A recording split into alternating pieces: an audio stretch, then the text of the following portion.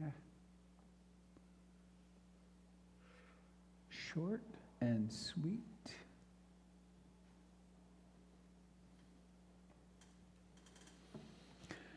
Gordon Lightfoot from 1993. My goodness.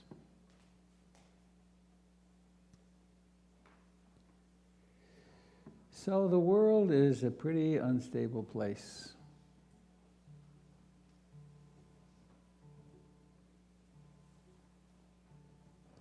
We're recommended in the popular media to take refuge in money, youth, power, control, pleasure.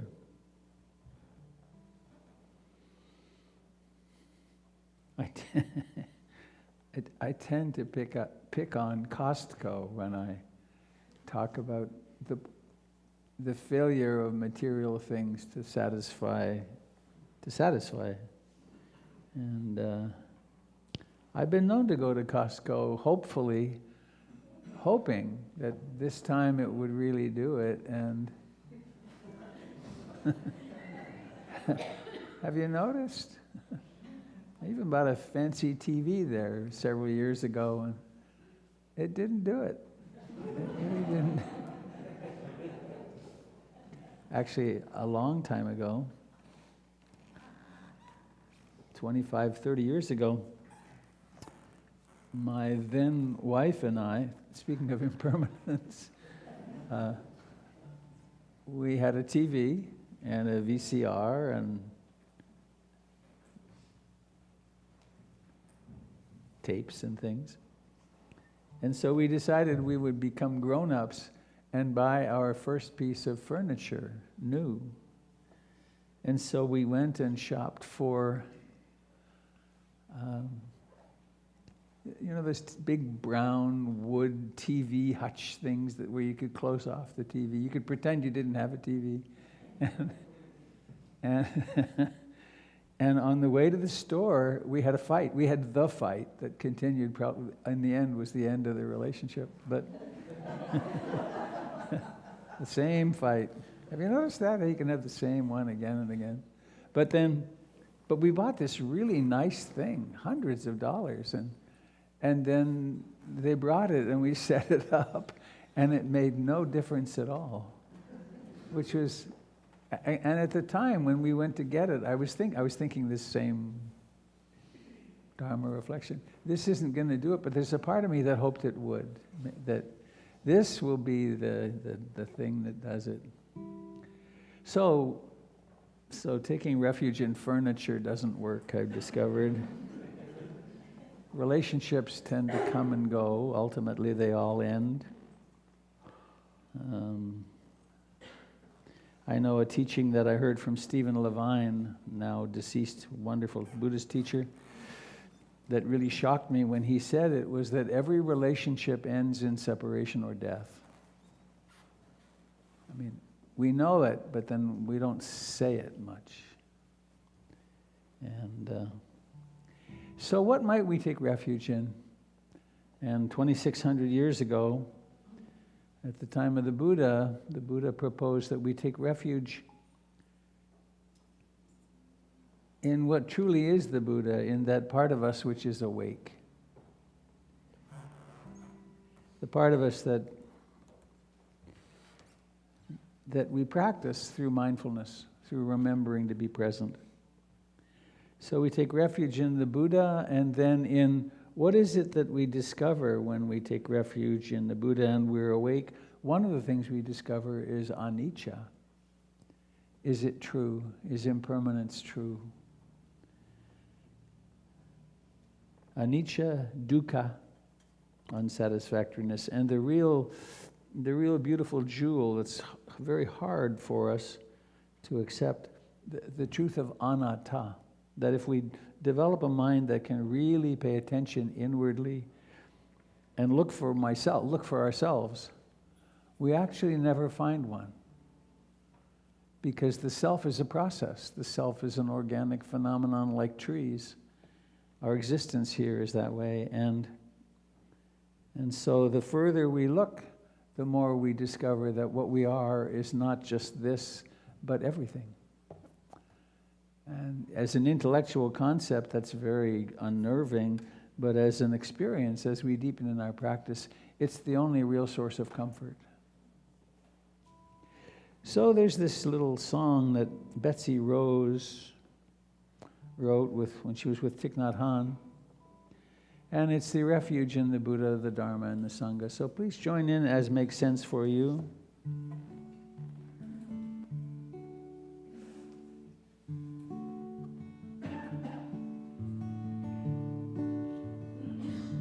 I take refuge in the Buddha, the one who shows me the way in this life.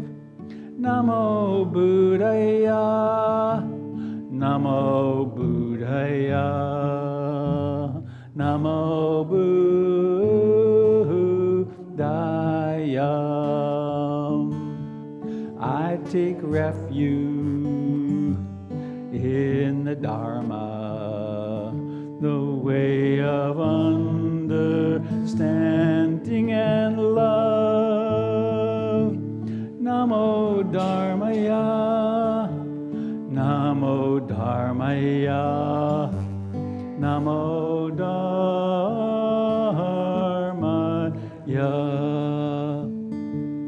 I take refuge in the Sangha, the community of mindful harmony. Namo Sanghaya, Namo Sanghaya, Namo Sanghaya.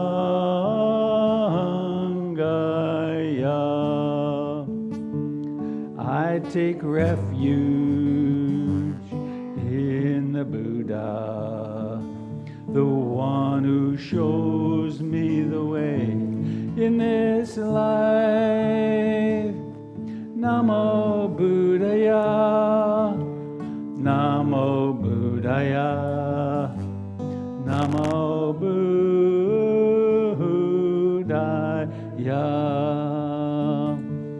I take refuge in the Dharma, the way of understanding and love.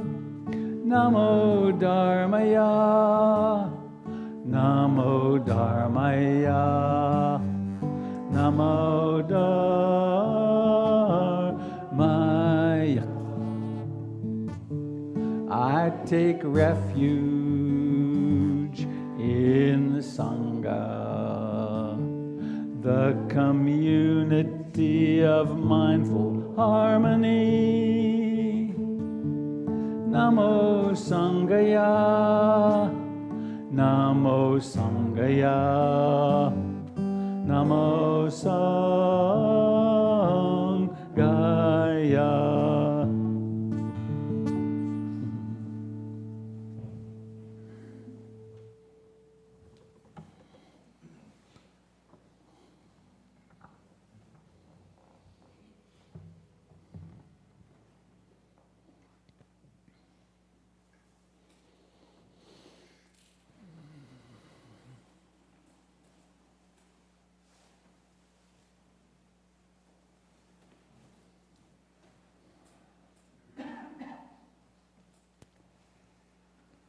In order to carry out the experiment,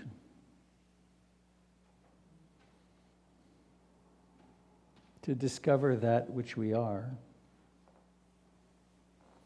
and to see if anything's permanent, not as a philosophy or a dogma, but as a direct experience.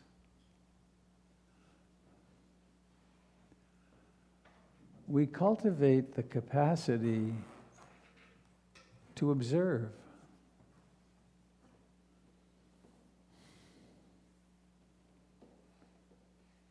One of the things that I loved most about the Buddha's teachings when I first ran into them, and still touches me deeply, is that we don't have to believe anything.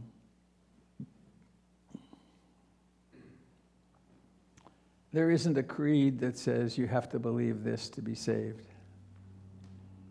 Instead, there's an invitation. Are you suffering?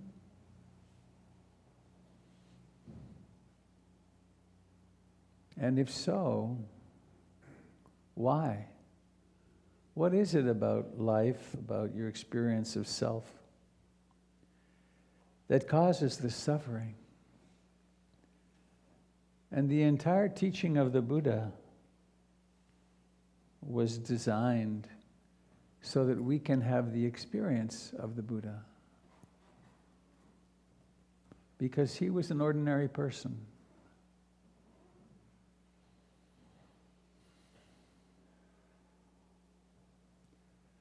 So what might we do? We might sit comfortably upright.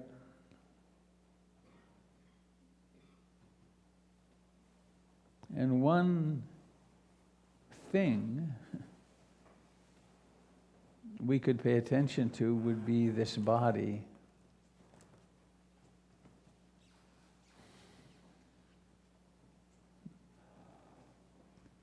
And to notice that it's alive. In our experience, it's nothing but life. What we experience of it is pressure, movement, temperature, pleasant sensations, unpleasant sensations.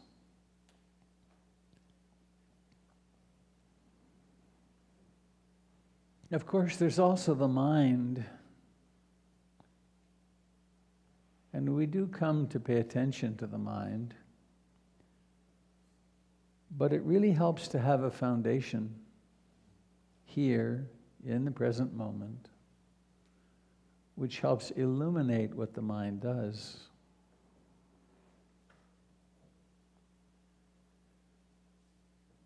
And so the simplest instruction is pay attention to this phenomenon of breathing.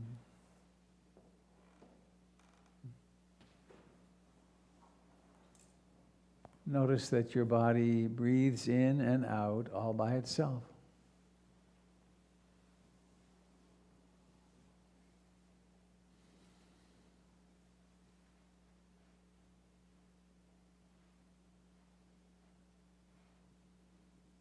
And you don't have to help it.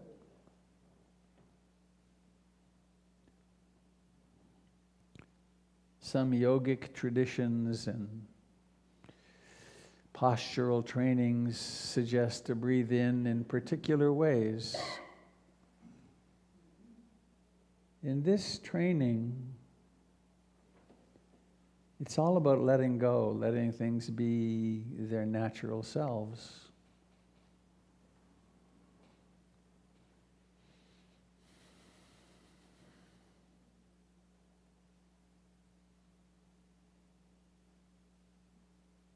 And notice that each breath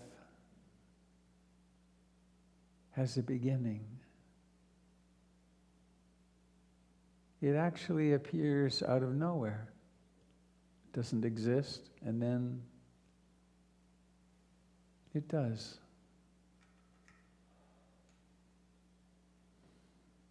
And then it expands, the chest and abdomen expand to fullness. And then they begin their journey of releasing.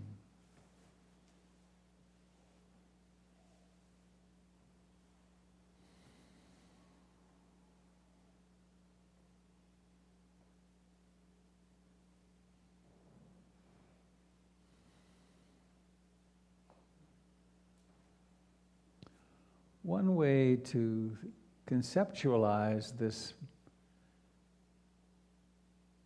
climbing into the breath, onto the breath, stabilizing with the breath, is to imagine that you come upon a beautiful little hammock out in the woods somewhere.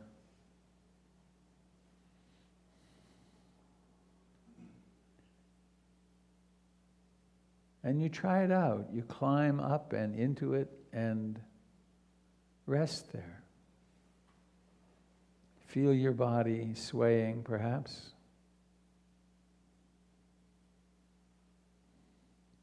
So we use the breath in that way as really as a home base.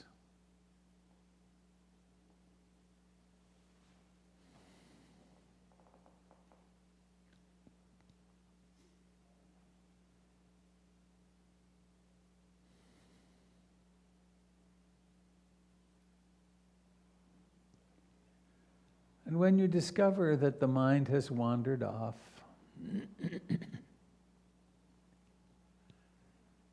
ever so gently, with no coercion at all, just climb back into the breath.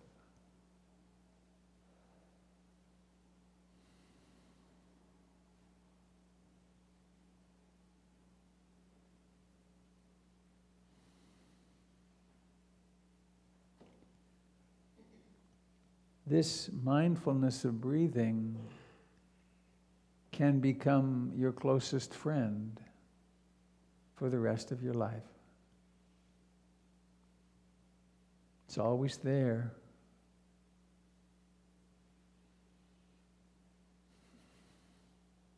And any time, any moment you are present with the breath, you are alive in this present moment. You're not lost in the past or future.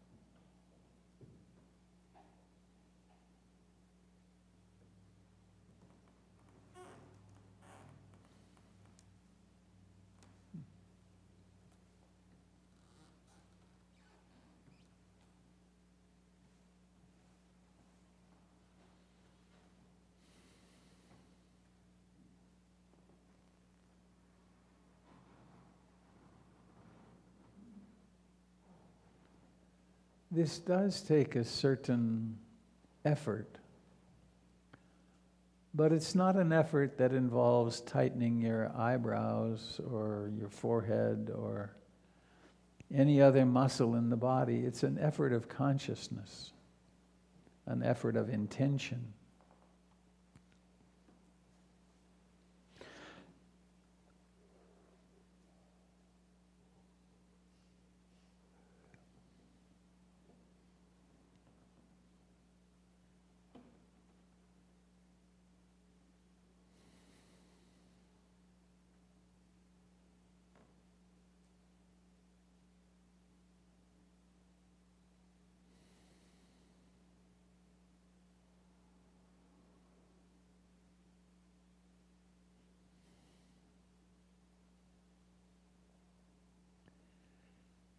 And just as we can notice the beginning and ending of a breath, so too can we notice that thoughts also come into being and then vanish.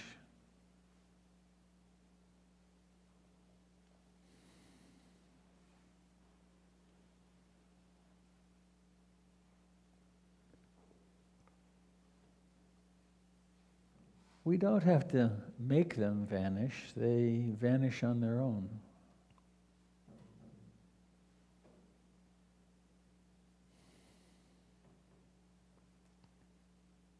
And again, we can be with the sensations of in-breathing and out-breathing.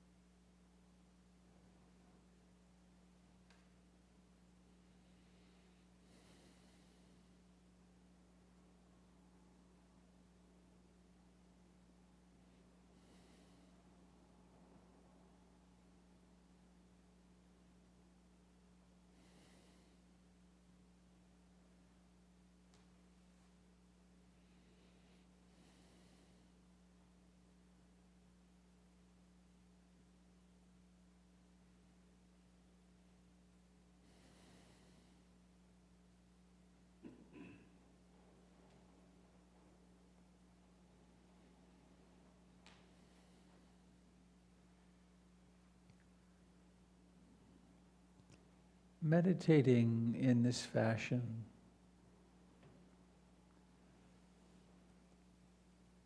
resembles archaeology.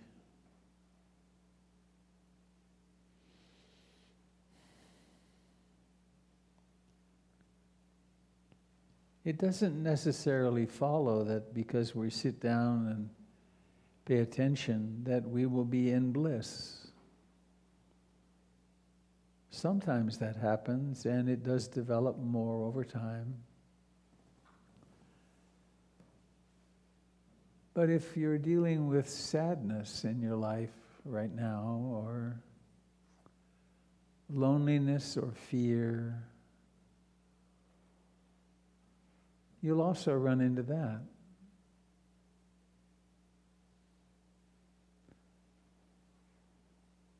Or confusion or anger, or, of course, happiness, joy, delight. It's all in here.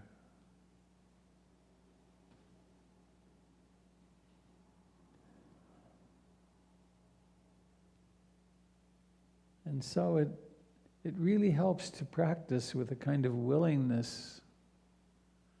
It's the refuge in the Dharma and what is found.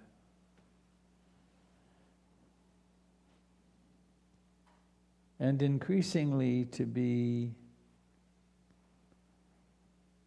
in less resistance to the nature of your experience in these moments.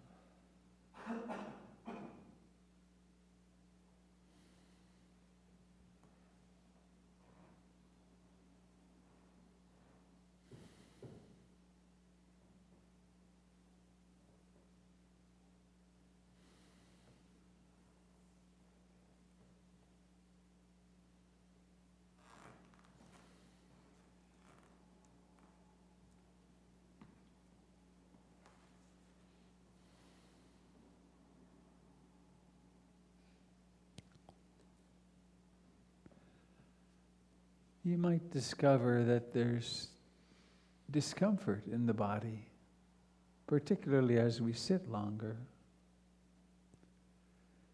This is pretty normal for human bodies. That's why we move all the time.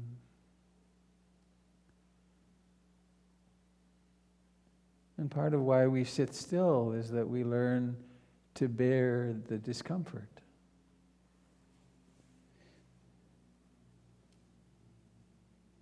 And if it's significant, sometimes we put aside the breath as our primary object and really tune into the discomfort, to feel it fully, to embrace it in a certain way, to examine what it really feels like and what thoughts there are about it.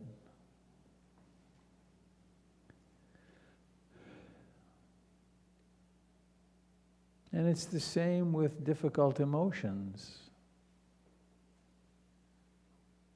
We stop running away from our sadness or fear or loneliness, confusion.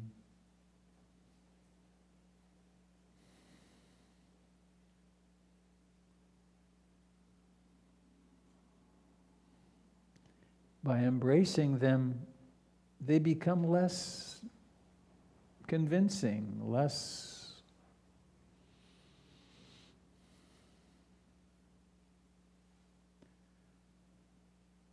in the shadows and therefore in control in a certain way.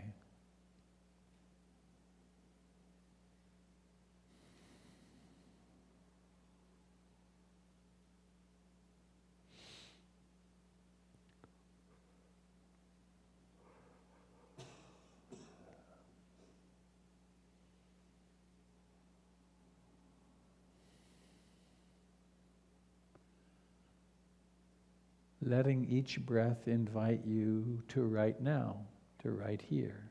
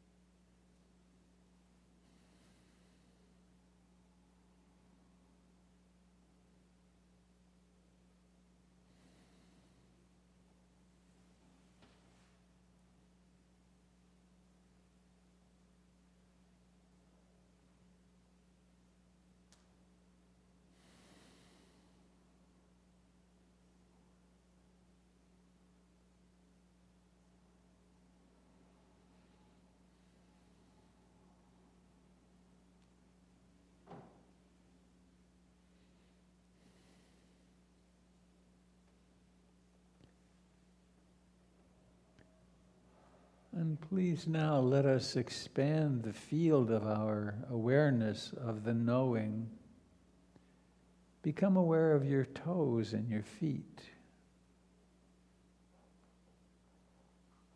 your ankles and shins and calves, the thighs,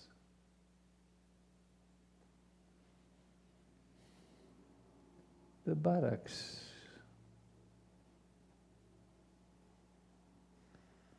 and all the life that lives in and around the pelvis.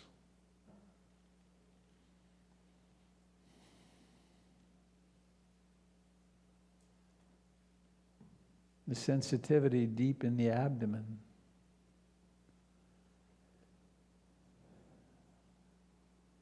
In the sacrum and the back.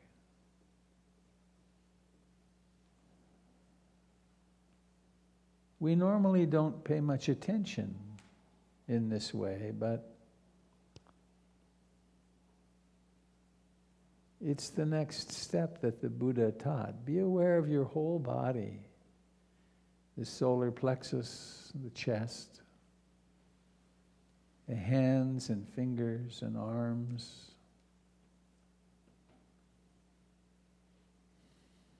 the neck, the face, the eyes, the scalp, the ears,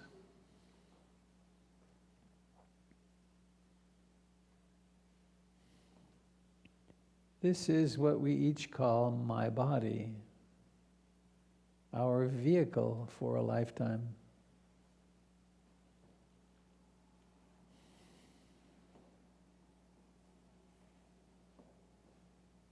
And notice how at the center of this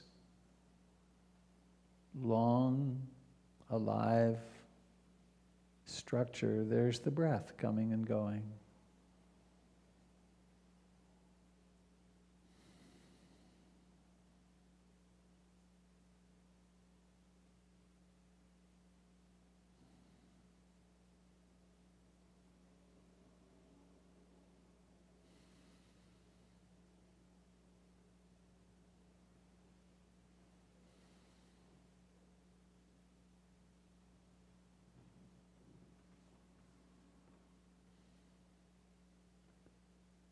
Please return with awareness to the face and the eyes.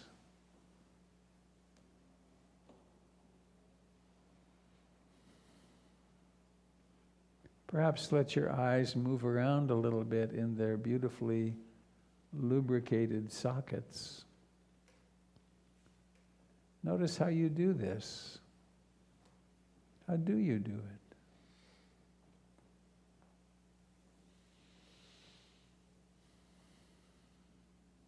And now noticing what you need to do in preparation for allowing the eyes to open. There's a sort of plan, an intention. And now letting that plan take place.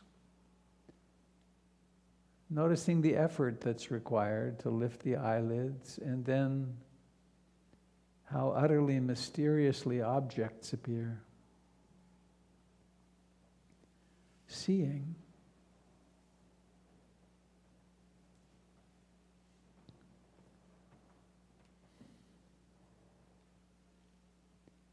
Seeing and knowing it.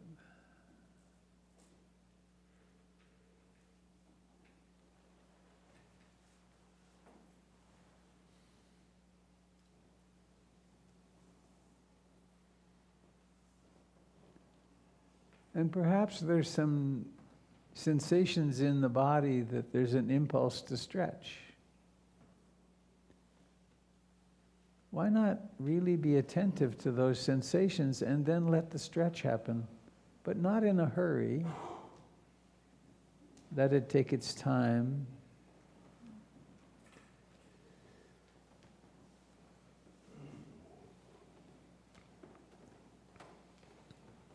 This is the beginning of introducing mindfulness into every single activity of daily life.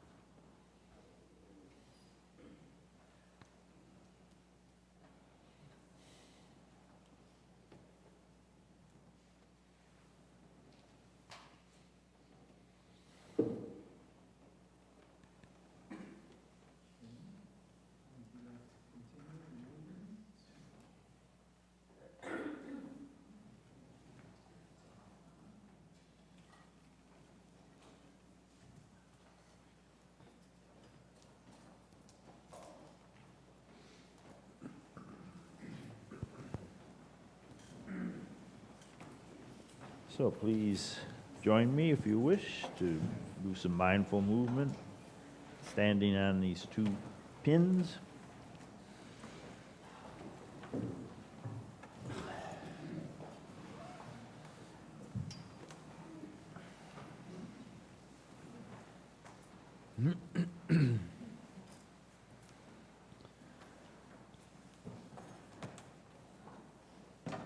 sinking a little bit and coming up the body, pressing forward gently, and then sinking. Feel the stretch out of the shoulder sockets, lifting, breathing out, breathing in, breathing out.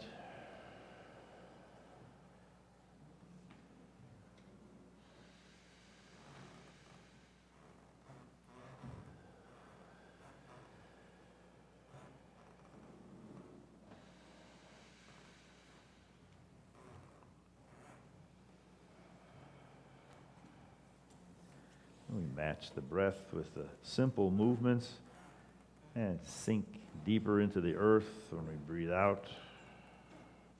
Rise up a little bit.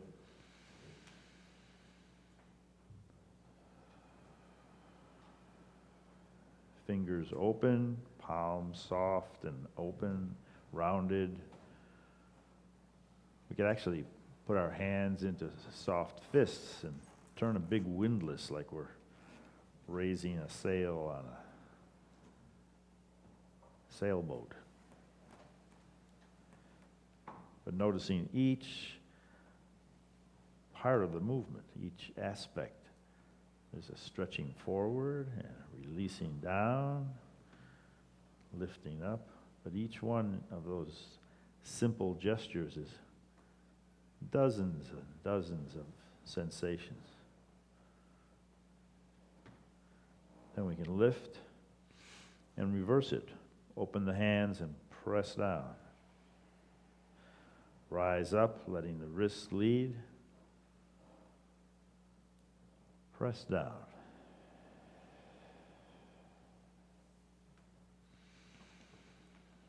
And we naturally fall into this breathing pattern of breathing out, coming down, breathing in, coming up. Seems to soothe the whole nervous system, to link the breath with a simple motion.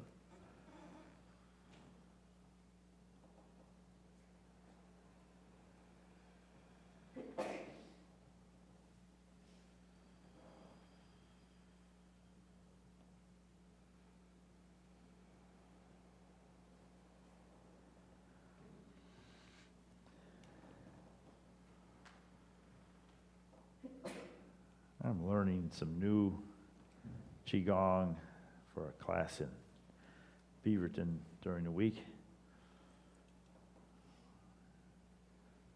Can't remember the whole thing, but I can show you some of it.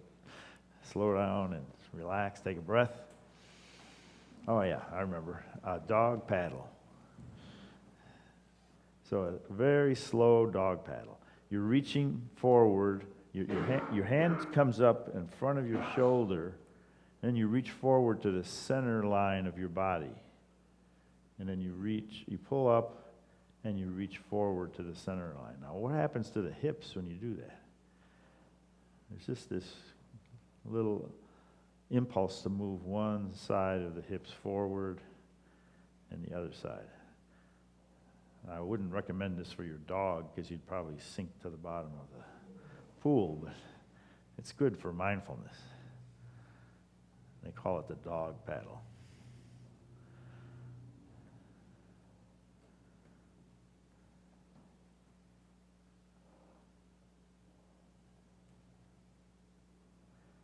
How many different sensations in a simple reaching out and releasing, reaching out and releasing. But then the movement of the hips, one hip moving forward, twists the whole spine.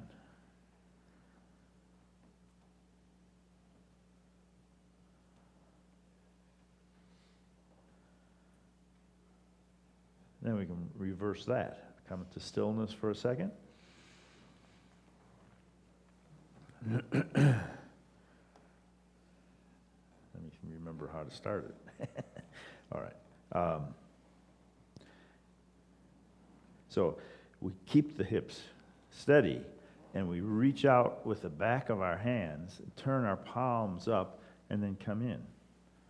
So that works the whole spine, but not twisting from the pelvic region, but just flowing out of the pelvic region, up the spine, into the shoulders, out into the hands.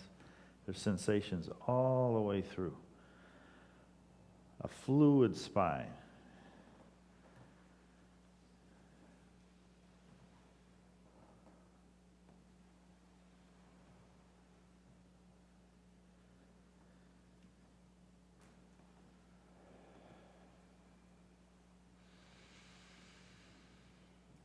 Sinking as we draw in, lifting as we kind of reach out, twisting. We're massaging the forearms. They're twisting gently, wringing out any tension, any holding. The palms are open, the fingers are open.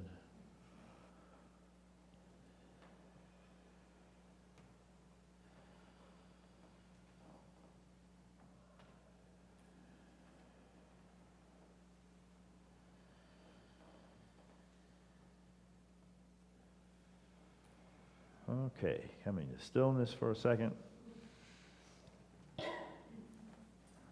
Letting the arms just hang from the shoulder sockets like scarves. Maybe move them forward a little bit and back. Just feel that swing from the shoulder socket.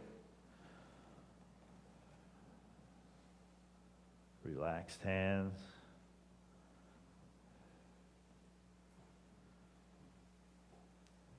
Different mood when you accelerate the movement.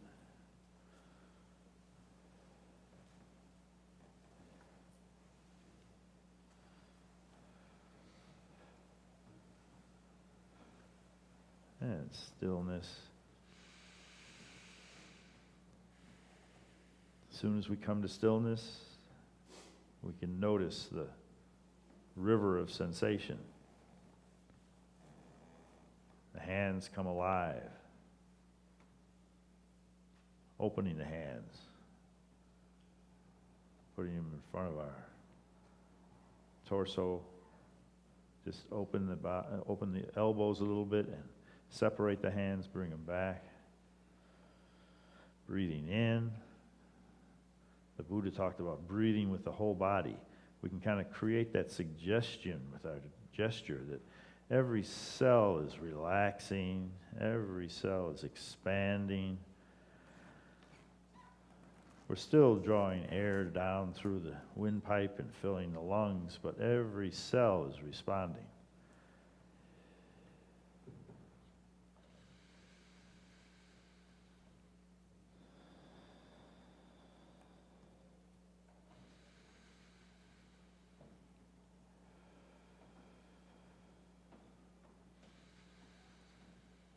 Then we bring the hands to stillness in front of us. Just appreciating this ball of energy that we've kind of created with our breath, and then turning a little bit and moving over to one side and moving it over to another side, the other side. And feel that, again, the one hand is reaching across the body so the spine is stretching. Reaching across. The breath is a little trickier here. We just have to find our way. Spontaneous breath. But with two hands on one side of the midline, one foot is engaged more with the earth. Can you feel that? Foot has to create the foundation for this swinging ball. It goes back and forth, but it's anchored in a firm grip on the earth. First on one side, then on the other.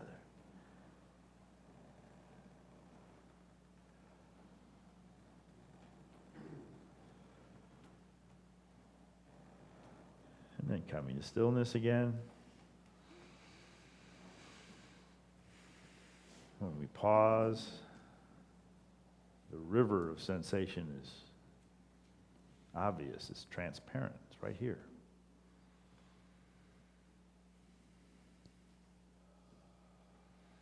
And then opening the stance a little bit wider, and sinking, gathering.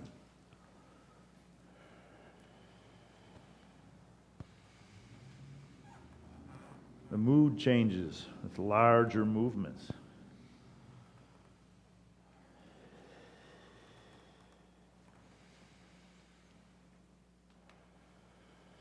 So the emotions can make the body feel sad and folded in, and the body can use big movements to expand the emotions. It goes both ways. Large sense of agency, gathering all this experience.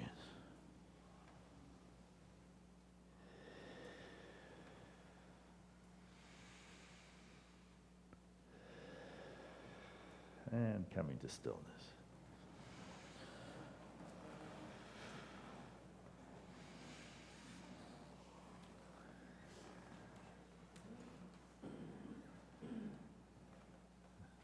Our feet are parallel again underneath our shoulders.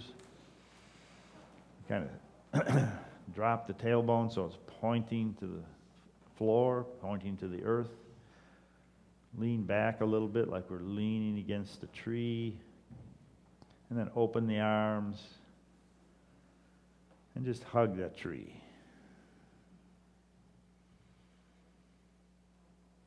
And noticing sensations. Where are the predominant sensations? Standing like a tree.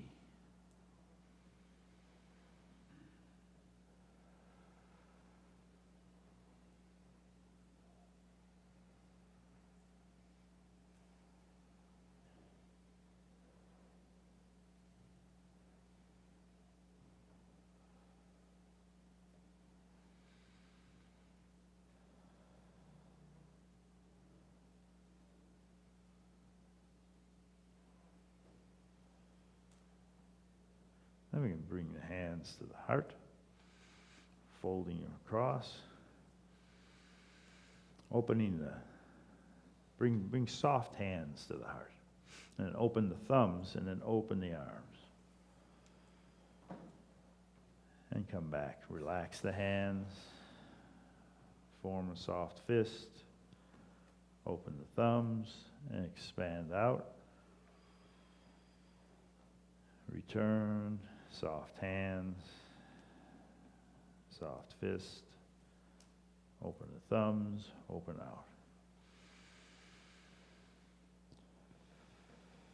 And then bring your hands in gratitude for having another chance to practice. Thank you very much.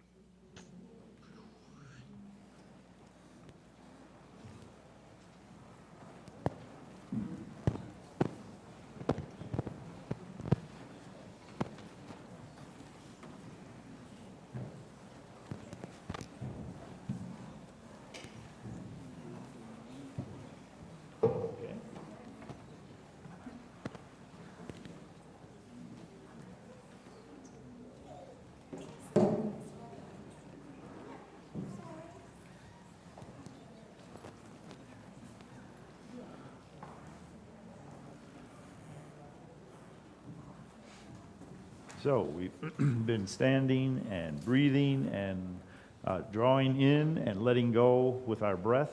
We've been extending and receiving and extending and receiving with our structure, our muscular structure, our skeleton structure. And then we can pause and gratefulness for the opportunity to practice, and then open up our hands and dip them into the bowl over here or into that box there. Use the same movement.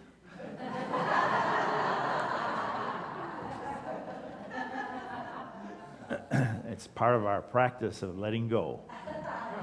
We've gathered all this energy together here in a harmonious a song, really. What we've just been finished is like a song that we've just created with our bodies. But we want to pay it forward. We want to make sure that there's opportunities to do the same kind of thing far into the future. So we're building a foundation here of Dharma practice. We receive and we pass it forward to the next group. There's a little,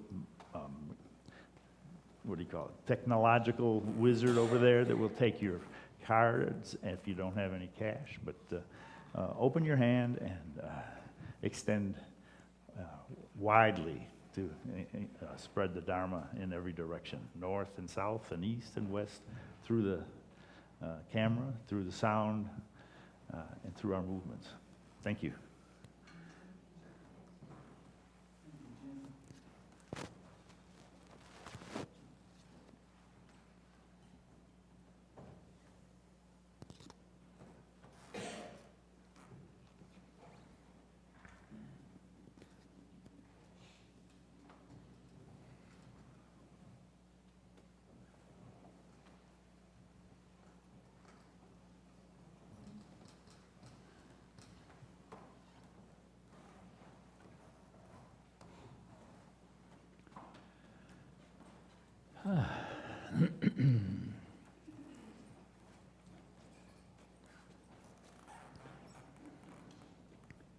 I get to do announcements today.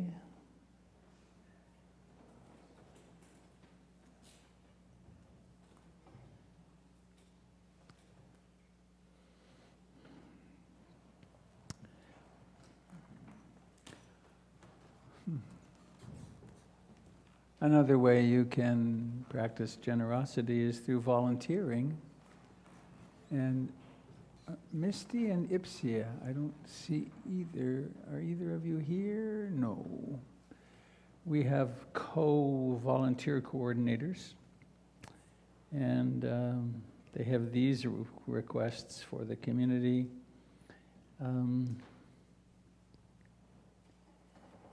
Please consider if you might like to spend some time with the children. We have a wonderful teacher, and we like to have parents in there. Today there were 2 just when I was in there. It was perfect. But if you consider doing that maybe once a month, spending an hour with the kids, and it would be very helpful. We have had for years a marvelous fellow named Steve, who, he created our website, and over the last 4 or 5 years, he's not been, he and his wife and kids live quite a ways north, at least an hour north of Vancouver, and they stopped coming.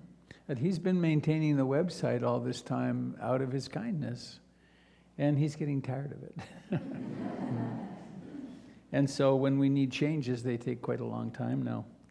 So if you happen to be someone who is fluent in such world, a web person, particularly if you know Drupal, which is the coding system that the site is created in, please approach me and be nice. The library, after about 1.5 years or 2 of getting ready for this next big event, we're going to have library cards, so to speak, on phones. Please sign up for a Barking Dog Library account number on the website. And if there are books and magazines that are looking for new homes, and should you have any books that have been just parked at your home from here, it's time to bring them back. I have a little coercive statement. Should you die and not return them, the price between lifetimes is the cost of the library. It's like one of these geometric things. So you don't want to die with that bad karmic thing on your. All right, then a few events. We continue to have the Transition Project, which is helping people move off the streets into homes. And please bring clothing mostly, and It's very helpful to them. Saturday, February 1st, the first Saturday monthly day-long retreat is with Doyle Banks. On the next day, I will be doing the monthly newcomer orientation. Every first Sunday of the month, I do that at 9. Ah.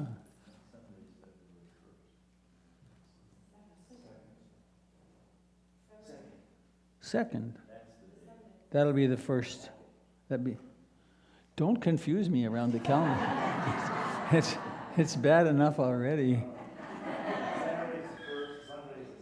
Yeah.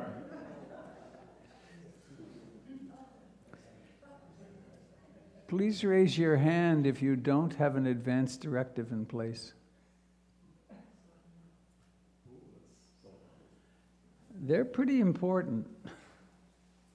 And on Monday the 3rd, there's an advance directive workshop with Evening Star, the 4 lovely women who are end-of-life doulas, helping people with their transition.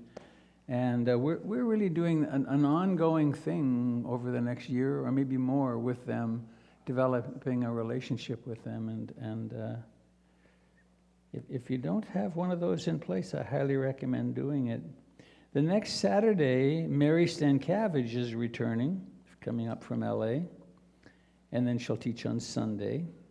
Next, the 9th is the second Sunday PIMC potluck. And then you're doing another half-day Qigong, Jim, aren't you? February 15th. Buddhist movie night is the 15th, on the 15th, and with the movie Far From Heaven. And then there's another mindful hike with Vic. Did they survive the last? Huh? They made it back. Okay. Vic sets up these minor hikes, 35 miles up and back.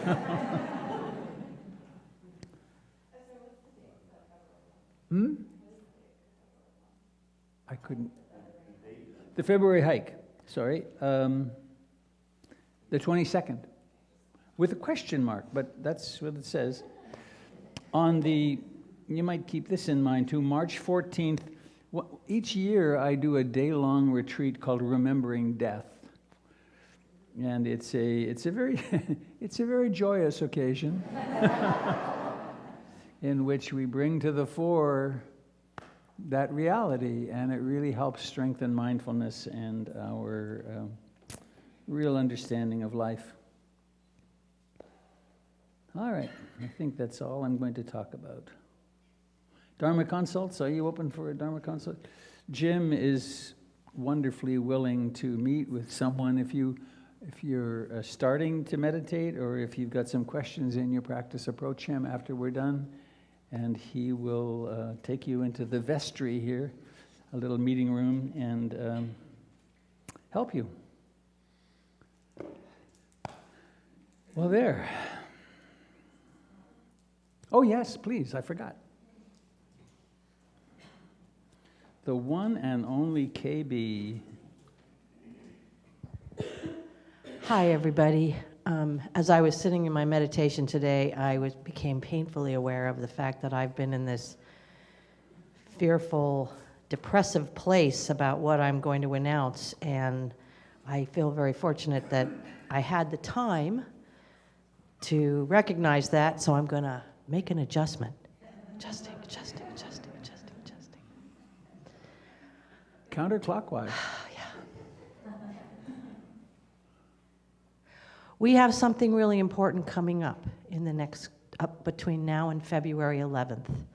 As some of you may know, I work very hard on climate change legislation. We've been working on legislation for this state for 6 years now. We were hoping for a victory last session, and we failed because of the Republican walkout. We are now in the short session, and we are trying very hard to get legislation passed. It is so fluid right now that it is changing daily, so I can't even be clear with you on exactly what it's going to be. But this is our last shot at this. And as the senator who is leading it said, if we fail on this, it's going to be tragic because there are many other states looking to Oregon. And if we can't pass it, nobody can. So this is not just us. This is a chain reaction. And we need your help. You're all thoughtful, kind, caring people, and we need you to do something. Sometime between now and February 11th, take 15 minutes. Find out who your senator and your representative are, your state senator and your state representative. Take the time, it'll take you 15 minutes to do this, to call them and tell them you want strong climate legislation passed. Just any time between now and February 11th, please do that. If you want to be even more effective, February 11th, we are going to be in Salem. It's our day to be there. We need an army. We need 10,000 people to show up. If you go to reneworegon.org, there are carpools, there are buses. They'll tell you everything you need. Please come if you can. Please take 15 minutes to call if you can't, and thank you very, very much.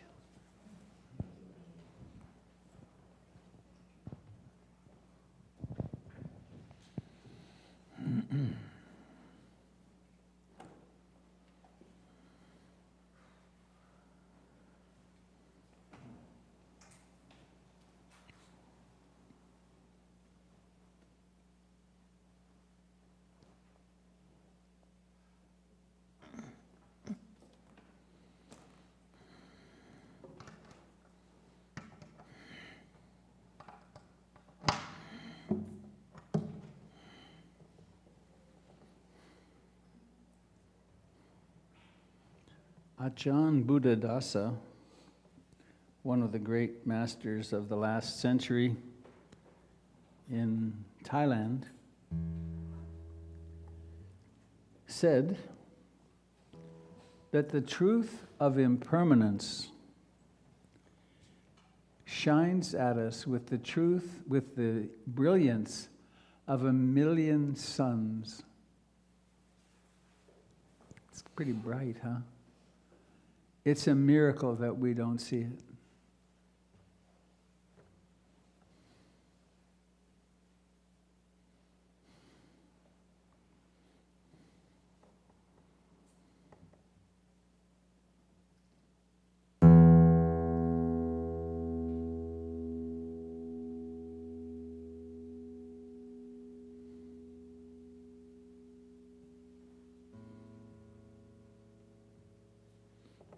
Guitar strings create a sound with a rather sharp attack.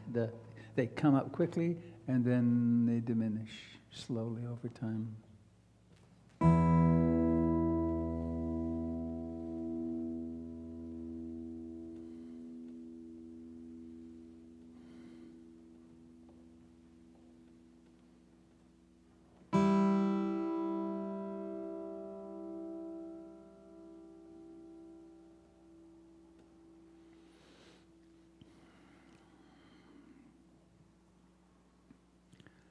Music would be impossible. Speech would be impossible without, clunk, without this decay of the sound. Imagine if there were, what's it called on the piano? There's one that makes it reverberate, a sustain. If there was a big sustain on this system here, one word would come out and then the room would fill with sound, just. Our lives wouldn't be without impermanence. Life is change.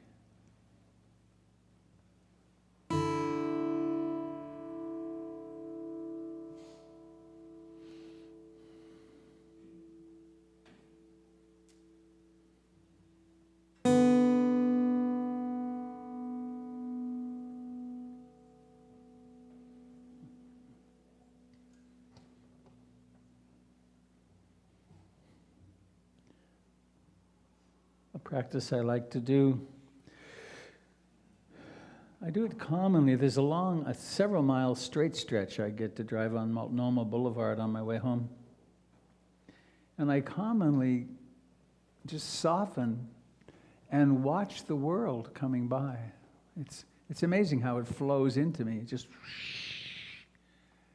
and it's nothing but change, visual change.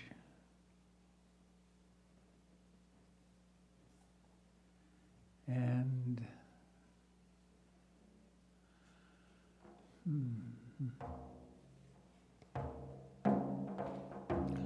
this is a poem by a fellow called Tony Taccone. I've never seen anything else by him. The time of our lives. This then is what we are given, 10 or 20,000 days, wherein we watch a billion leaves born, then blush, fall, turn to earth, to silt, to ash so soft it will not bear a name. From this black dust we make our things, clothes, shelter, jewelry, fiction, stories in which we seek conclusion, our highest and most dangerous invention. For this culling of days, this harvest of dust, gathers meaning only by our watching, our being, our sensation of what is forever being given, that our bodies are really only leaves seeking light, loved at last. Loved at last by the wind.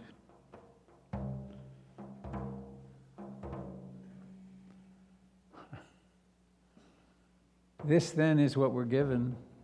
10 or 20,000 days wherein we watch a billion leaves born, then blush, fall, turn to earth, to silt, to ash so soft it will not bear a name. From this black dust we make our things, clothes, shelter, jewelry, fiction, stories in which we seek conclusion, our highest and most dangerous invention. For this culling of days, this harvest of dust, gathers meaning only by our watching, our being, our sensation of what is forever being given, that our bodies are really only leaves seeking light, loved at last by the wind.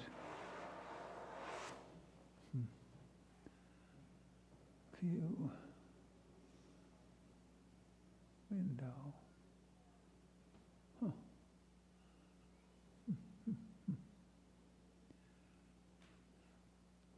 The Buddha. This is the quintessential teaching on impermanence. Thus should you look upon this changing world. All component things are impermanent. All component things are subject to dissolution. See all of this world as a star at dawn, a bubble in a stream, a flash of lightning in a summer cloud, a flickering lamp, a phantom, and a dream. Thus should you look upon this changing world. All component things are impermanent. All component things are subject to dissolution. See all of this world as a star at dawn, a bubble in a stream, flash of lightning in a summer cloud, a flickering lamp, a phantom, and a dream.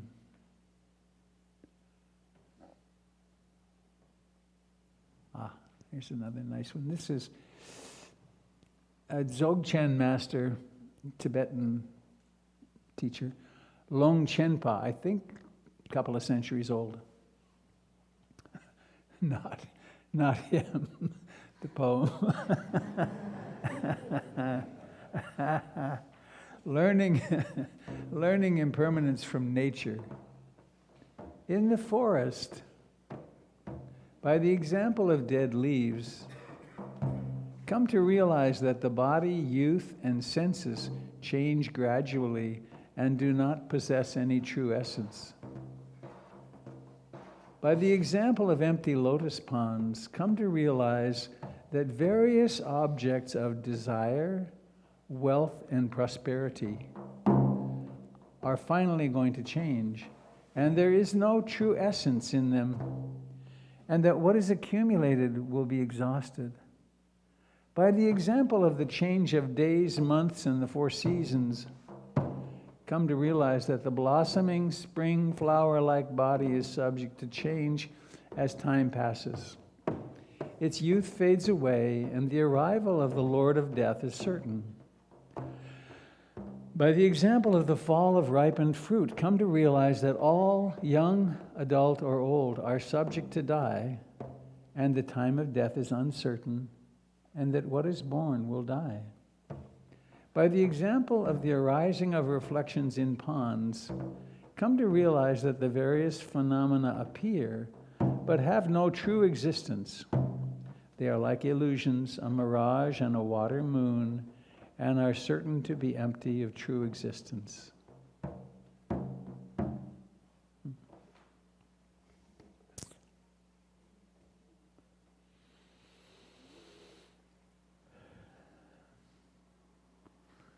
I have to get this other poem.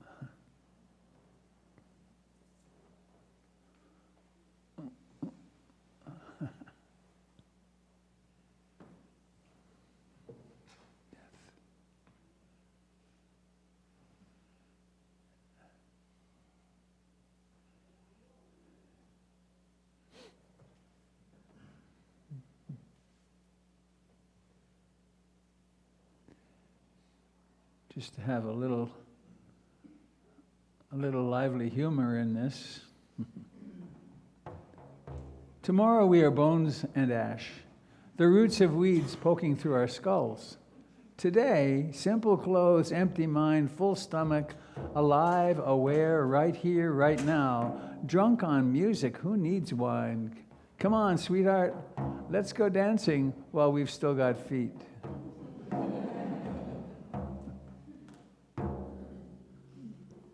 Which is, I think, the point of the study of Anicca.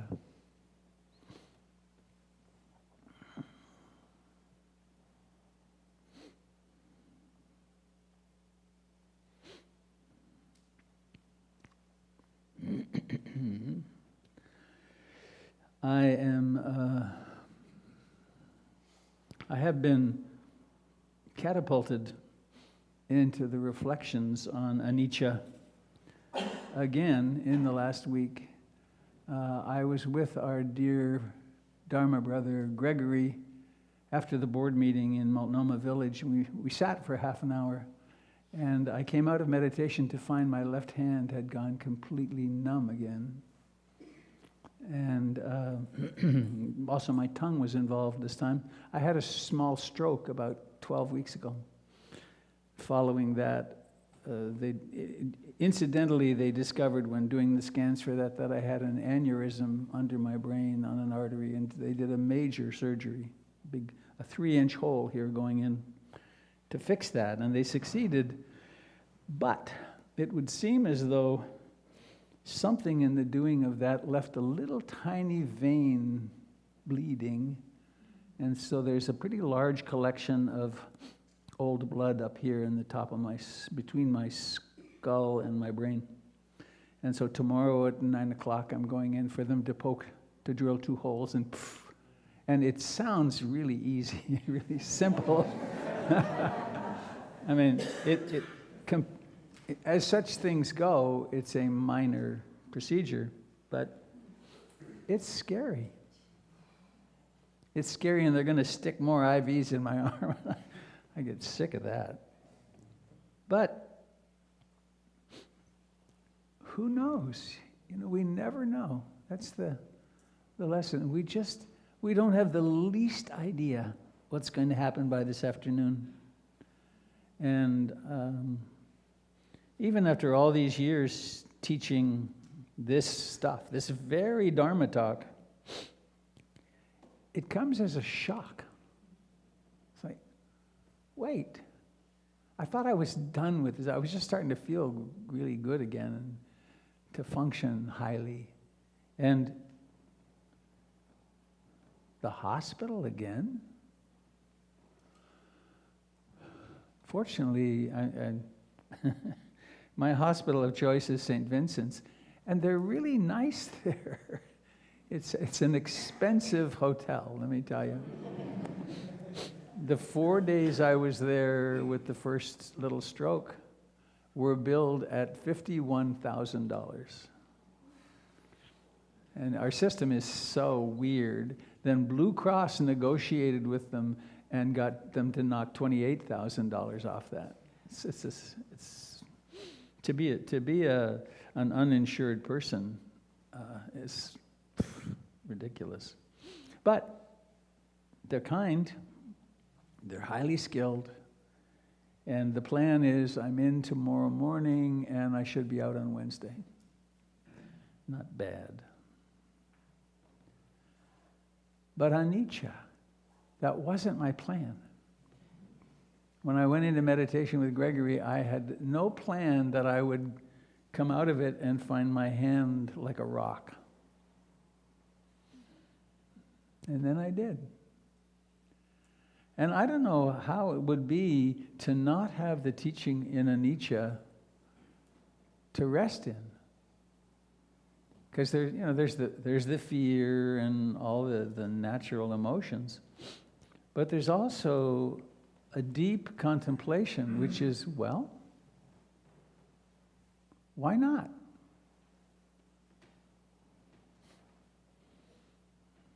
I could whine a little bit and say, why me? But similarly, why not me? Right? So by talking about this, I'm really hoping you will listen, I guess, to Ajahn Buddhadasa, that the truth of impermanence shines at us with the brilliance of 1,000,000 suns. And to see what would happen if you took that into your reflection.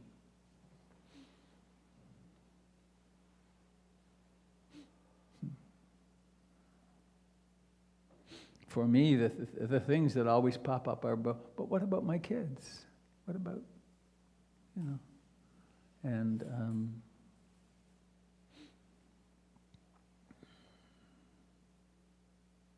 course there's the other wonderful side of it, which is by Wednesday, this would be another adventure, right? Another thing to remember. Well, then that happened.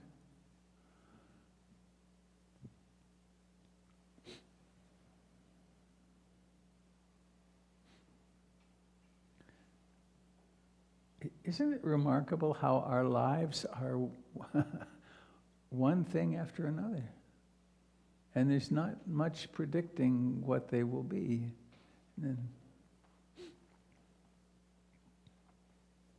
So in the teachings on mindfulness, the Satipatthana Sutra,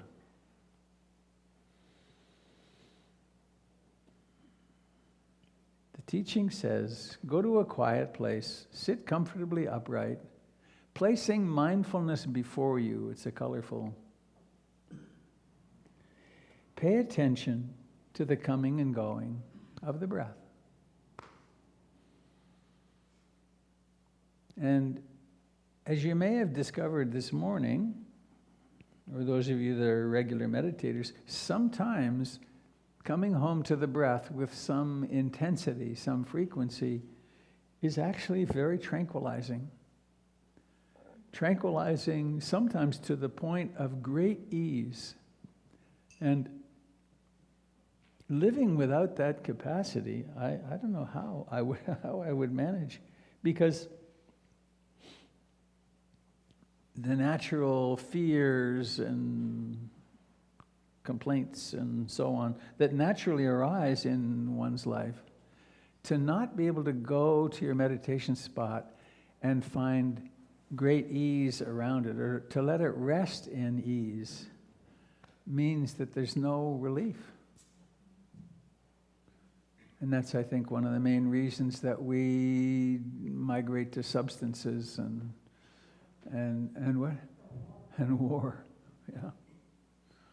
Yep. So, and then it goes on from there. Become aware of the whole body and notice the body with the breath in the middle. And then it's practice being aware when you get up in the morning, when you walk to the bathroom, when you go to the toilet, when you brush your teeth, when you go into the kitchen and put the toaster down, when you, in the traditional description, it's the meditator, the monk, notices as he puts on his inner robe and his outer robe, and then mindfully being aware of yourself going and being aware of yourself coming, which easily translates into become aware of yourself driving, become aware of yourself at the computer, become aware all the time.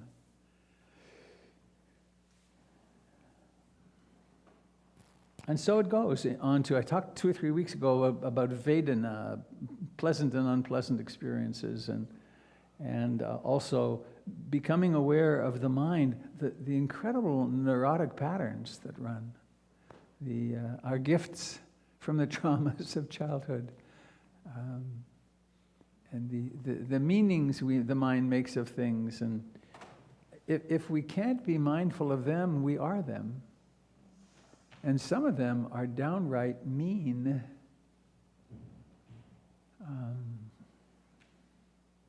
I'm aware that this second go of this thing, the fear of death is right here. I mean, it is a minor surgery. 2 little holes and wash it out. But it brings up, quite spontaneously, what if this is the end? And I'm really glad to be able to see that for what it is, as a thought emotion phenomenon, and not bite in on it. Because if I bit in on it, it would be really bad, terrifying. So, I want to come back to the Satipatthana Sutra, 4 Foundations of Mindfulness. Let's go to the simplicity of breathing in and breathing out. Following that instruction, there's a paragraph which I didn't really read for about 40 years of my training. Because it repeats, after every instruction it repeats. And it's really boring. But I had the good fortune a few years ago to read a book about the Satipatthana Sutra, and the writer was Bhikkhu Analayo, and he said, that paragraph repeats because it's the essential core of the teachings. And you can never hear it too many times. So what does it say? In different words, it says, we've already been instructed in the teachings, be aware of the subtleties of breathing. Notice when you're breathing in a long breath or a short breath. And as a person working at a lathe notices, I'm doing a long curve or I'm doing a short curve, pay attention to the details of breathing, because every breath's a little bit different. Sometimes it's short and choppy, sometimes they're long and relaxed. So we've already been instructed in that. But then there's this other, it's like a different order of instruction with this paragraph, which says, when practicing mindfulness of breathing, observing origination factors, observing dissolution factors, and observing both origination and dissolution factors. And then when observing mindfulness of in-breathing and out-breathing, observing it internally and externally, and both internally and externally. So what does that mean? When observing the breath and Therefore, when observing walking to and fro, when observing driving, noticing the beginnings and endings.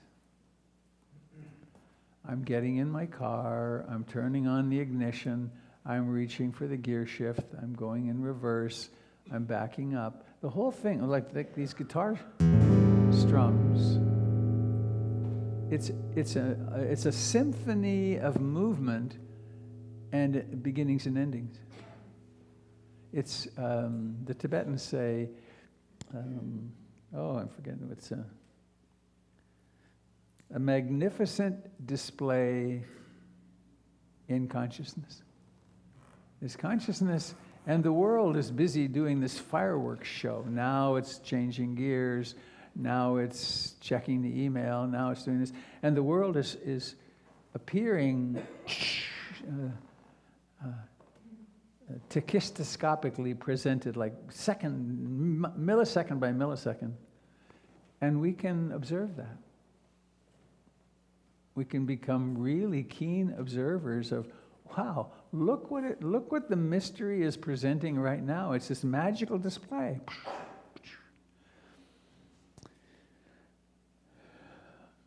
And then the internally and externally.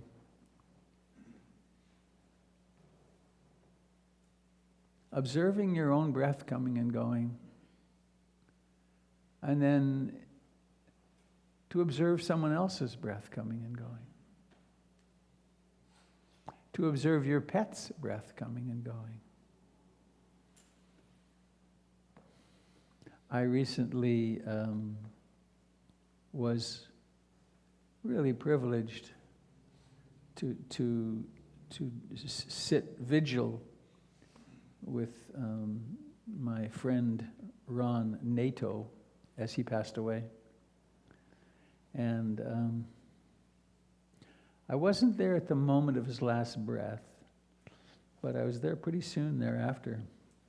And I had an experience which I've had many times in sitting with a corpse. When looking at his face, I would see his chest move. Now, it didn't move. But it's so unacceptable to the mind that a body isn't breathing, that it hallucinates it. And I was there with two other men, and we talked about it for a while, they were having the same experience. Because it's always moving. It's so hard to accept. That change is not happening. It's changed, but it's changed to a very different, inert state.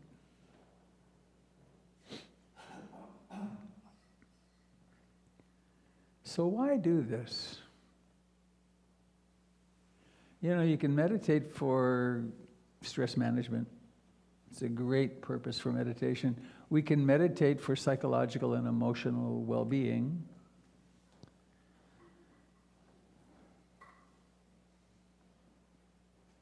So I guess part of when we're meditating for psychological and emotional well-being, it is because we start noticing things arising and passing away. That's how we come to greater and greater sanity. When the mind starts freaking out, if we can see it as a freaking out mind, or when the mind gets into attack thoughts or confusion, to be able to perceive it as what it is, attack thoughts or confusion or desire, and not have to bite into it, not have to wrap ourselves in it, there's huge relief.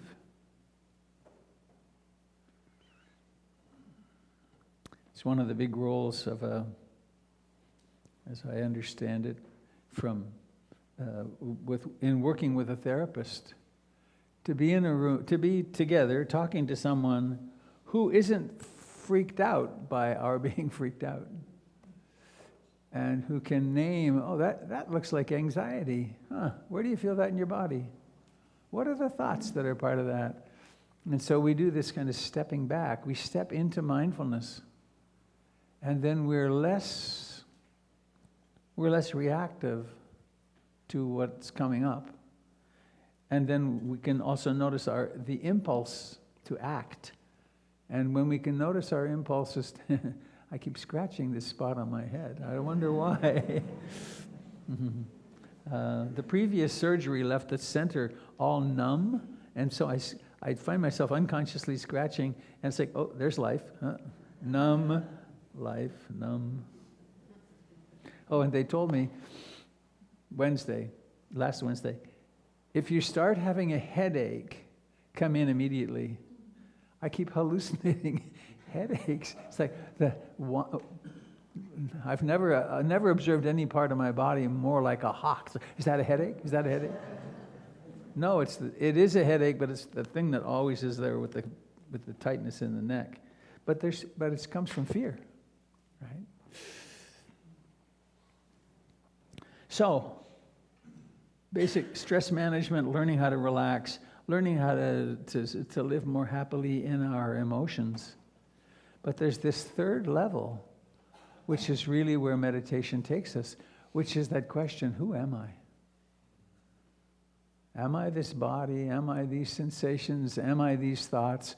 Am I these neurotic patterns that I brought with me from childhood? Am I that, or am I something else?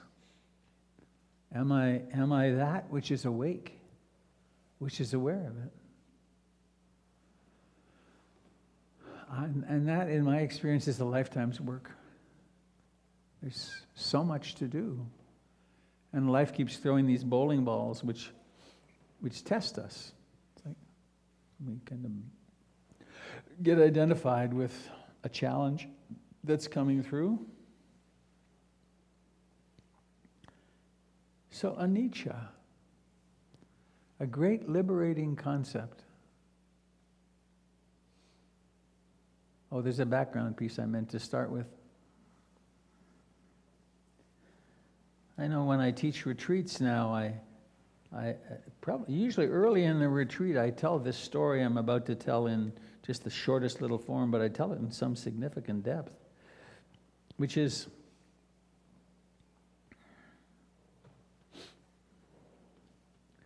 they say 14.2 billion years ago, the universe burped, did something, and out of nothing came everything. Out of smaller than a pinhead, all the matter and antimatter in our universe appeared. It would not have been a nice place to be, I think. And then, since then, there's been this stunning travel away from that point. And galaxies have formed, and planets, and no doubt civilizations have formed, and then suns have blown up, and that's interesting. My 2 gold rings are missing since I took them off pre-surgery last week. I know where they are, I think. But whatever the case, they were formed, gold, the heavy metals, are formed in the explosion of stars. That's where it's made. And so then, getting to the point, a little yellow sun formed itself, and dust clouds turned to planets, and then this little blue speck we live on got formed. And then the really bizarre reality is a sperm and an egg came together in optimal circumstances. And then that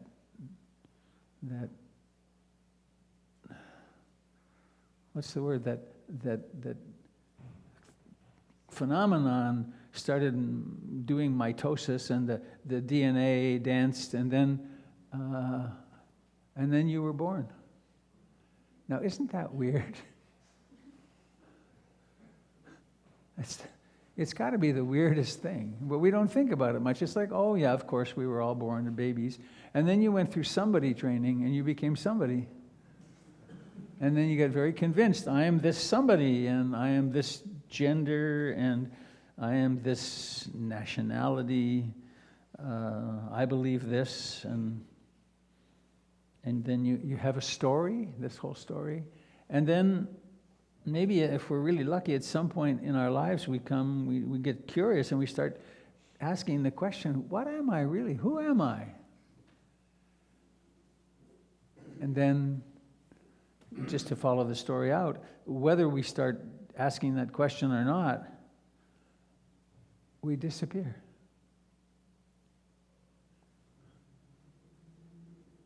I mean, it's an odd story, I think.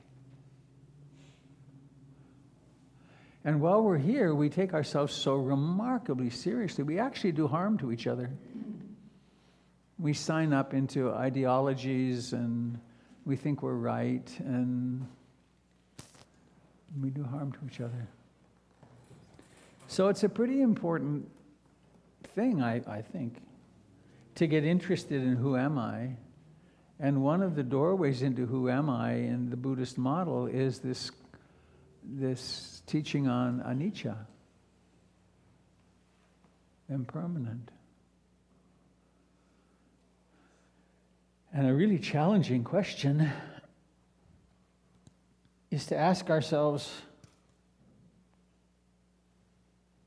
upon what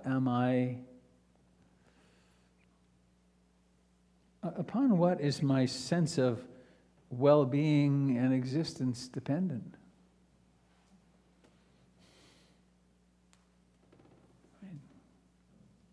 I mean, one of the huge teachers for me has been intimate relationship, including marriage and divorce.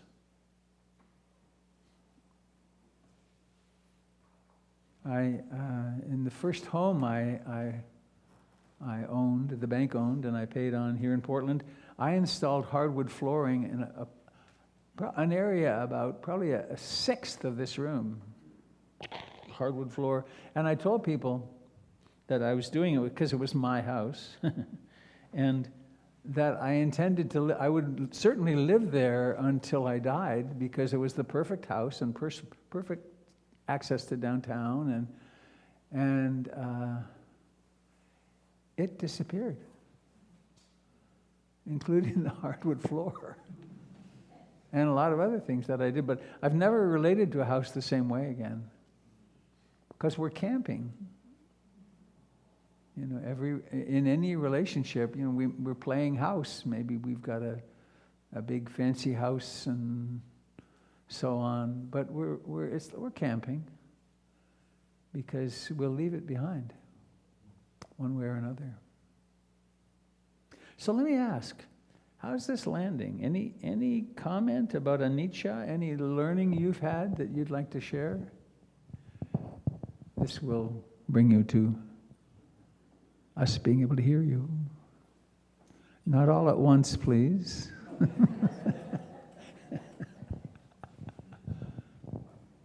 What do you know about impermanence, please? Christine, could you take this over to the woman? That way. Underneath Kuan Yin. There she is.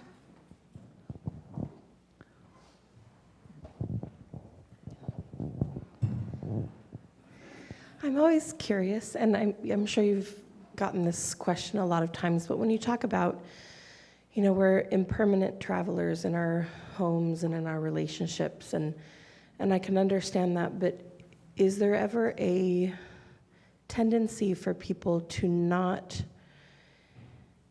engage fully because of that? That there's if you have a tendency to detach from others and kind of want to escape from things, can there be a problem there? Yeah, certainly. We can take, the Buddha said that picking up the Dharma is like picking up a snake. Be careful how you pick it up, because if you pick it up wrong, it'll bite you. And so if we had an insecure attachment or a fear of attachment, of connecting, we could easily hear these teachings as supporting that. I would say the first 10 years that I was involved in the Dharma, I used it to support my depression. You know, it all ends, life's hopeless, but that was really a misunderstanding, and it required a teacher my teacher Ruth Dennison, really seeing me and reaching in and saying, that's not right. You're holding it wrong.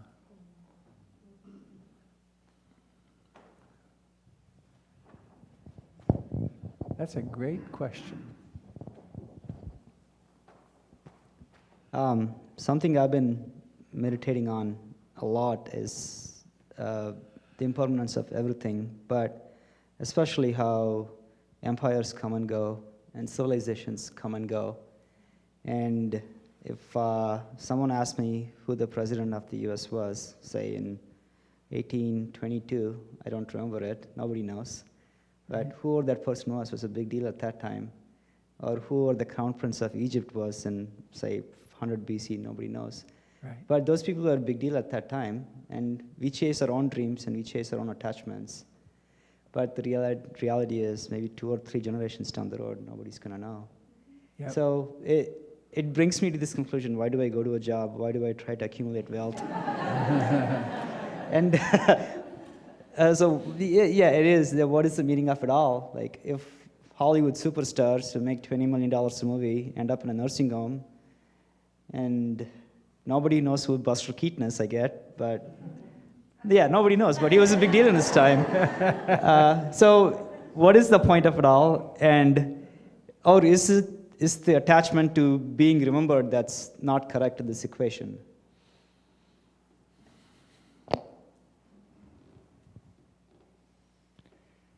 I think it's about love.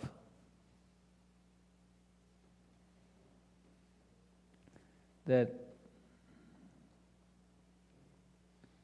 there's a Khalil Gibran statement about work, and it starts with "work is love made visible." And so when we fulfill our roles and do it kindly, now it brings us into contact with people that we can learn to love better. And in what you said there, I didn't hear you say exactly this, but I heard it behind, I think, which is, what's the point? What is this about? And that's one of the questions the Buddha said leads to madness. It's an unanswerable question. What's the beginning of beings? Why are we here? But convincingly we are. Yeah. And so, since we dropped down into this educational institution, it seems to me that the task is to learn to love each other and to love ourselves and to love this ridiculous process. You get born as an infant and then go through somebody training, and it gets really intense, and then if we're lucky, we run into a spiritual path, and then we start deconstructing the self and discovering that we don't have to take it so seriously and suffer so much because of it. But it is weird. Well, there is no love in the workplace. The what? There is no love in the workplace. You find love in family and friendships and relationships, maybe hobbies. That was a strong opinion. Are you at Intel? There are this guy, he's my example on this. Can I? I will. You can't stop me. He worked at Nike for a contractor. Oh, it touches me. And they thought what he was doing there was gathering information from vendors all over the world. Actually, what he was doing there was he was a beacon, and the whole office touched in with him, and he kept the place alive at the heart level. And it did almost kill him. But right. But Jim Dalton was a point of love in that organization. And it grew him astoundingly. So, but it's hard. And some places are so bottom line driven and unkind that it's pretty hard. I've counseled people over the years who came to the realization they had to quit their job because the job was not humane. It did not, and they had the opportunity. They had enough skills and it was a good enough economy. They actually could leave that job. But it's true. When quarterly profits reign supreme, there's not the focus. The bottom line isn't let's be as kind as we can with each other. Yeah.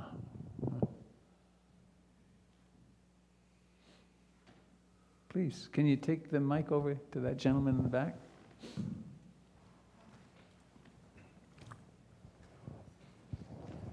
Good morning, Sangha. My name is John.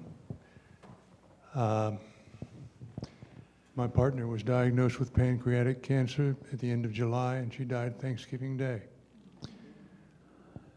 And it was a process. And I had an opportunity to learn from this, and I'm very grateful for it. And I find that there's a paradigm shift within me. At least I'm dimly becoming aware of it now. And I'm, as Krishnamurti says, I'm not trying to push the river at all. I'm just trying to be where I am and stay in the moment. And the one thing that I have to say is that I find it's so much, I feel so free, not because my partner died, but because of the insights that I've gained as a result of the process. And the only sadness that I carry is that she was not able to use the death with dignity provision that Oregon affords everyone for personal reasons of our own. But it was a wonderful, wonderful educational experience for me. And while there was lots of sadness, there was still also, one of the things I clung onto was the impermanence of how she acted last night, how she greeted me the next morning and things like this. And I knew all that was going to change. And it did, time after time. But it was, in a way, it made me closer to her and made us closer together. And so I'm very grateful for that, and I'm also very grateful for the teachings, because this really helped me maintain balance, maintain center, and know that the impermanence in itself is a blessing. Yeah, beautiful. Thank you. That phenomenon you described there is, I've heard from many people who had the Dharma that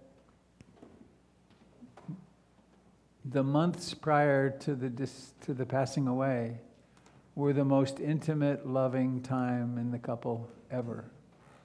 That somehow or another the bullshit fell away, and there was, it's you. Yeah. That's a Buddhist term. It means the unwanted, unnecessary, the neurotic patterns. Thank you, John. David. Whoever needs it next. I'll fire you. I think for me, one of the things I've been struggling with, I've had a lot of the more you do this practice, the more things pop up to work with it. But the holidays, I had a real sense of the need for things to have meaning now. Yeah. And not just be in the, you can be in the flow of things in the wrong way too, and just sort of be moving that mindless way through them. And just caught myself over and over just doing stuff that meant nothing to me. And I was doing it to satisfy others, or because that's what we do, or that's what I've always done, or to see somebody else happy. of course, in that happiness is short-lived. They get it and then it's gone. And so, and that's been a struggle though too, because I want to rework those things, and it puts me in a different position with people than I have been in before. And disappointing people is a very hard thing for me my whole life. And I also know that all of it, there's the impermanence and everything, and that all of it's to help us work and grow. And if we didn't have those tools, we wouldn't have anything to work with.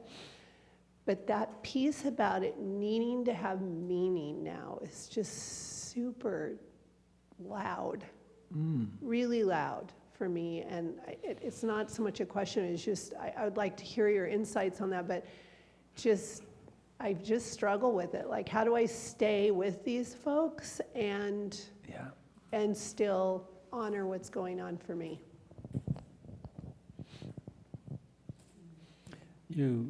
You provoked a memory of one of my teachers, Matt Flickstein, who around the question of meaning, he proposed, or he stated as his truth, life is neither meaningful nor meaningless. It just is. And we create meanings, but in itself, it's just what is. And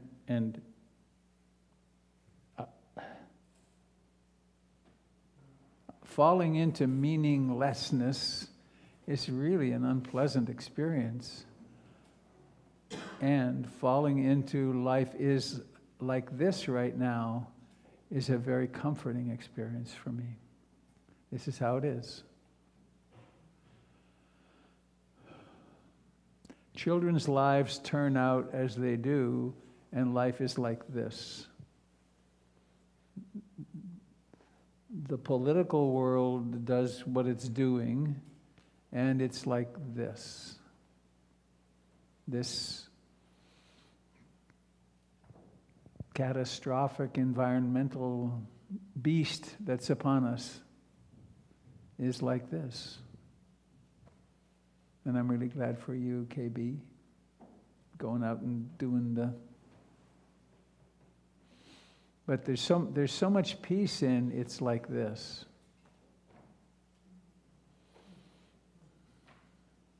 Kate has her hand up.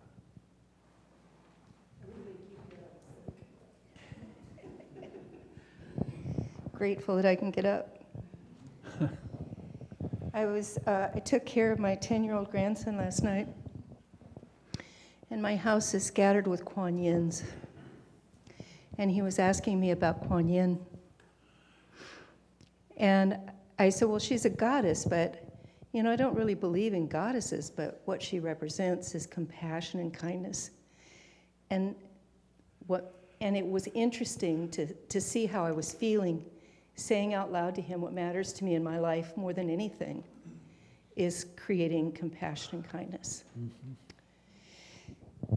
And I was just thinking about this in context of what the meaning in our life, or the lack thereof. And I can go to nihilism very quickly. It's like, oh, what the... And I guess I've been given a gift lately of knowing that the only thing that really matters is this moment. If we're not there, we missed it. And I can bring what matters to that moment. I can bring the intention of kindness and creation of joy to that moment, if I'm aware of it. And so I don't know I don't know what matters. I don't know what the goal is. But what do we got but the moment? And we can change that. We can change our own moments together until we're gone. Yeah.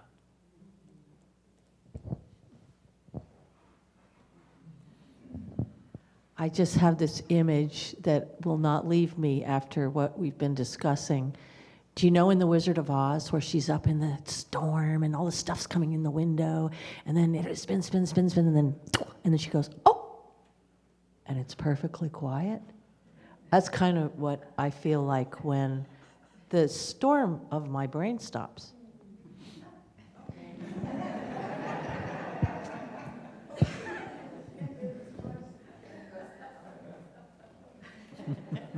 Thank you, Dorothy. Thank you, Dorothy.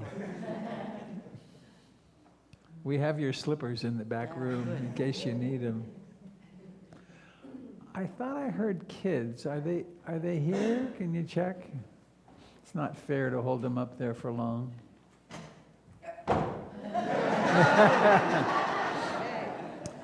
So I leave you with the wish that we all will come to deeply understand Anicca, and that it will set us free from all kinds of suffering. Yeah, open the chute, please. That understanding Anicca will set us free from self-torture.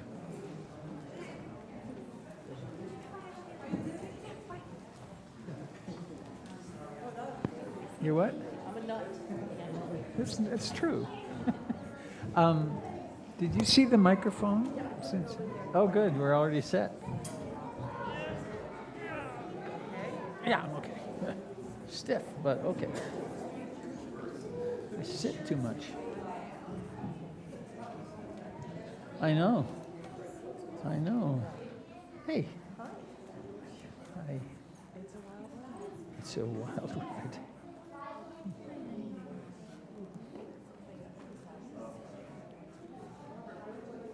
Huh? I'll sit behind the girls.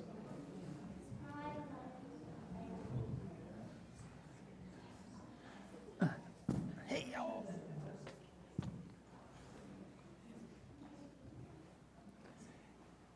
Oh, hang on. We're not ready to go yet.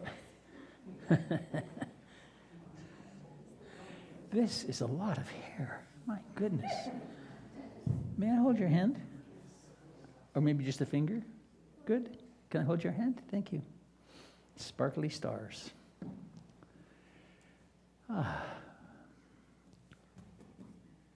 So here we are. We have hands and we get to hold them. Please feel the reality, the sensitive beauty of the hand on your right, and maybe give it a little squeeze. And wish this person well as they go through the mystery of the moment and how things appear in it. And the hand on your left, give that hand a little squeeze too. Wish this person well.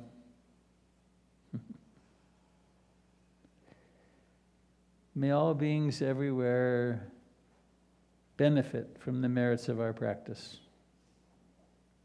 And hello to those of you joining us out on the internet.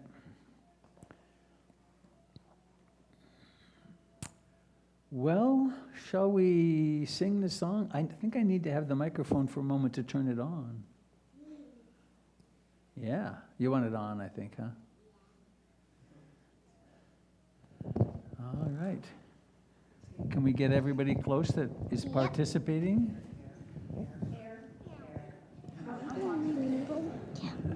Ready? Yep.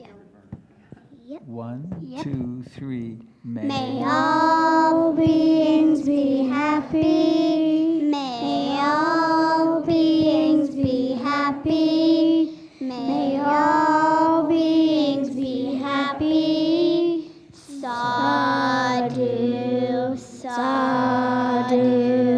sadhu. Very nice. May I have the microphone again? Thank you. And so, does everyone have a wish? You got a wish? All right. Don't go yet. Hang on. I have to count. Oh, don't blow yet. Don't blow yet. 1, 2, 3. Everybody, blow. Yay. We succeeded in blowing out the candle and no hair caught fire. So thank you all. See you next week. Take care. Thanks for coming. Okay. Yeah. It is hard to get up. Thank you. Yay. That's good. It is getting harder.